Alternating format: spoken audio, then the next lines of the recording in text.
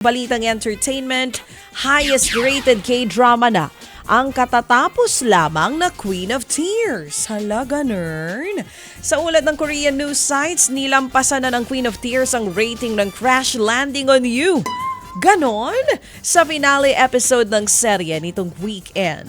Sa datos ng Nielsen Korea, halos 25% ang rating ng last episode ng Chloe. Maglalabas ang dalawang special episodes ng Queen of Tears sa May 4 at May 5. Mapapanood dito ang ilang key moments ng cast sa serye. Ganun. Ganun! Yan ba yung na-shoot doon sa Switzerland? Ay, hindi yan yun. Natalo na nila yun. Yun ang highest so far. So natalo na nila yung Crash Landing on You.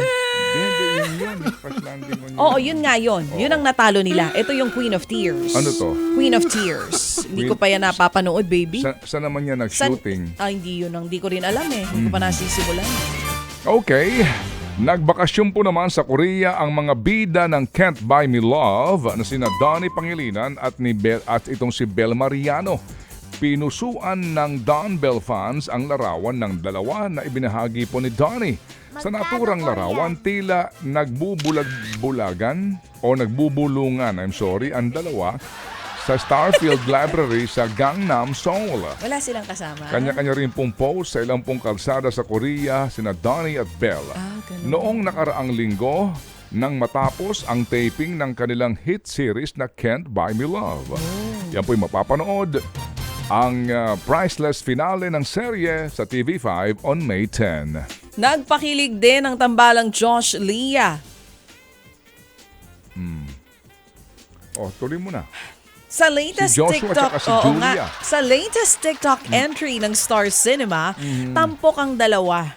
Ito ngang sina Joshua at Julia na nag-post sa kantang Cruel Summer ni Taylor Swift.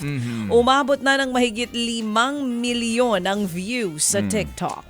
Noong nakaraang linggo lang nang i-anunsyo ang pagbabalik tambala ng Josh Leah para sa pelikulang Unhappy for You. Tila hango sa kanila ang kwento ng proyekto na iikot sa pag-move on ng mag-ex. At Nanay Christy Fermin, good morning po, Nanay. Trending po ang bida ho naman ng Batang Quiapo na si Ivana Alawi dahil sa kanyang Asoka Makeup Challenge. Ano na naman tong Asoka? Sa TikTok, ibinahagi ni Ivana ang pagkasanya sa nauusong challenge ngayon. Gandang Pinay at kulturang Pilipino ang ibinibida po ng aktres. May mahigit na pong 31 milyong views ang video sa TikTok. Ano yung Asoka? Yung Indian Makeup Challenge, pero ginawa ng twist ni Ivana. Ang ginamit niyang music, Pinoy. Asoka. Anong kababalaghan Indian Makeup Challenge yan. Ito naman. Ano yung Asoka brand yun? Hindi ko rin alam eh. Basta Asoka Makeup Challenge. Kasi ang alam It came from India daw. Ang alam ko dito, Indian Makeup Challenge. Ang alam ko dito, ito yung mga warning sa Saan? doon sa, di ba sa alak? Asoka? Di ba drink moderately? Kapag Iba yun! sumobra ka, asosoka ka. Iba yun, ikaw talaga. Ito pa ang isang trending din ngayon. Usap-usapan, nabuntis na daw ang aktres na si Ellen Adarna. Hindi nakapagtataka may asawa. Ayon kay showbiz columnist Audrey Diaz, may nagkwento daw sa kanyang buntis si Ellen sa unang anak nga nila ni Derek Ramsey.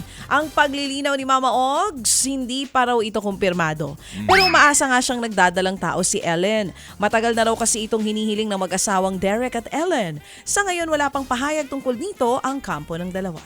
Ted Filon at DJ Chacha. Ngayon, nasa Radyo 5, 92.3 News FM. Monday to Friday, 6 to 10 a.m.